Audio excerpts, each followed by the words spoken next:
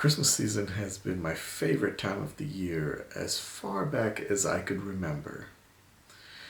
When I was about 12 or 13, I experienced a Christmas like no other, and that changed my perspective on Christmas for the rest of my life.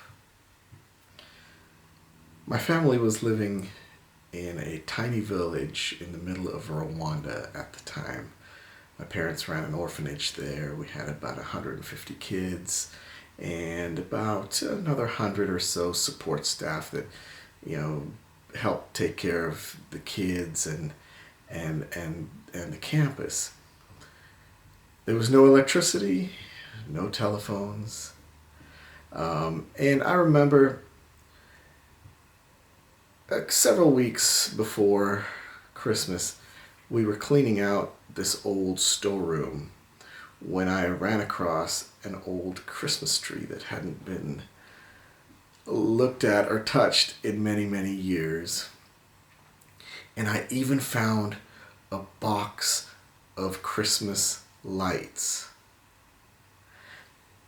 I immediately grabbed those things, put them aside, and as Christmas approached, I pulled out this Christmas tree. I tried to set it up. With a little bit of work, it kind of stood upright, leaned a little bit, but I had a Christmas tree. Now, the lights were a completely different story because over the years, mice and rats thought that those lights and those wires made a great chew toy. All of the lights had been chewed up. The wires were chewed up and disconnected and exposed. But that wasn't going to stop me. I wanted a Christmas tree with Christmas lights that year. And it took me a couple of weeks. I went light by light. I took a little battery and I tested every single light to find the ones that worked. I took tape and I fixed the wire as well as I could. And sure enough, I ended up with a string of lights. Next problem. I had no electricity. I couldn't plug them in. But that wasn't going to stop me. There was an old inverter attached that ran the shortwave two-way radio that we had for emergencies. That inverter was run by some old car batteries charged by a solar panel. So I went down to the room that inverter was in and I plugged in my lights and I turned the inverter on. And I had a string of Christmas lights. In fact, they even blinked. I was so excited. The battery lasted for about 20 minutes, so I knew I had at least 20 minutes of Christmas lights.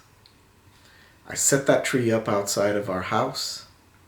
I put the lights on. I decorated it as best as I could with whatever I could find. Everybody thought I was crazy because most of the people in the orphanage, much less the village, had ever seen a Christmas tree before. With this crazy person setting up a tree with stuff on it. It's fake. But, after a little explanation, they came to embrace it. And I remember the night before Christmas, we invited all the kids and the people and the ladies taking care of them and some of the other people and we gathered around the front of our house.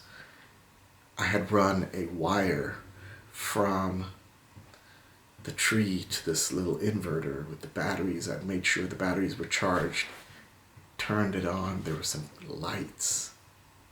And I remember over 150, 200 people, we just sat there and sang Christmas songs. 20 minutes went by and then it just went dark.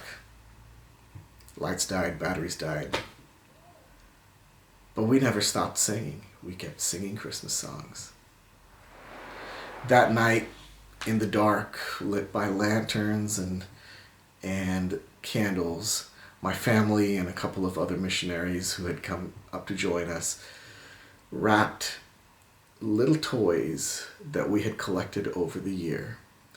Various people had sent their used toys and used teddy bears and used tennis balls that they didn't need anymore. They sent them to the orphanage, and we wrapped every single one of those, and for every child and every adult we had a little wrapped gift that we gave them the next day for Christmas. I can still remember the smiles on their faces because most of these people had never opened a present in their life.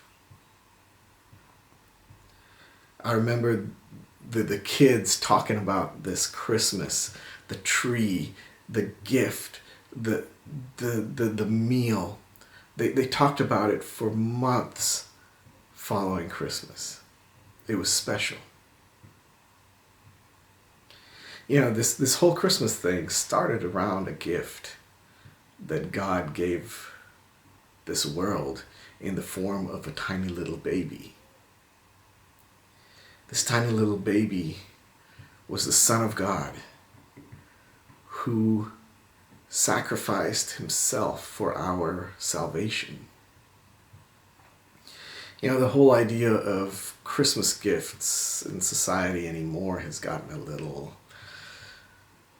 changed from the original intent. You know, it's filled with stress, filled with disappointment in some instances. It's filled with commerce. It's filled with the financial strain that some people go through. You know, this year I have a Christmas gift tip for all of you. I want to suggest that we give the gift of ourselves, the gift of our time, the gift of our talents, the gift of our attention to everybody that God puts in our path. And you know, sometimes I find myself thinking, I'm not good enough. I don't have the time. Somebody can do it better. Somebody's got more resources. But you know, Jesus fed a multitude of people with a child's 2 fish and a couple of loaves of bread. Who am I to say that what I have and what God has given me is not enough to bless somebody else? Sometimes you may never see the result of some of these insignificant things that you do and that you give, but to someone else, the impact is immeasurable. As we listen to the song Little Drummer Boy, I pray that we will open ourselves up and give back the talents and the gifts that God has given us so that He can take them, multiply them, and bless someone else.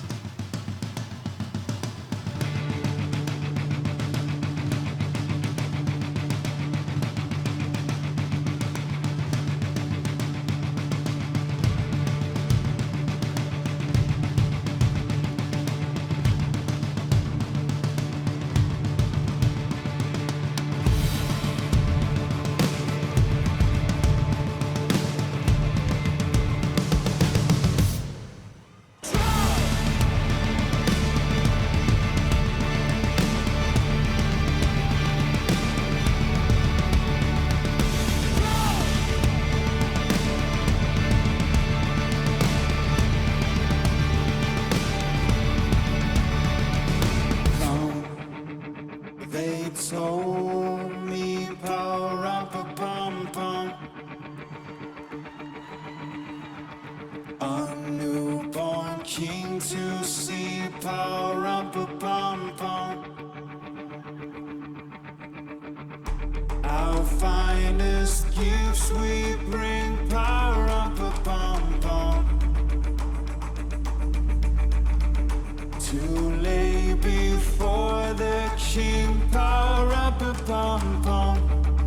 Rum-pa-pum-pum, rum-pa-pum-pum. So to honor him, pa-rum-pa-pum-pum, when we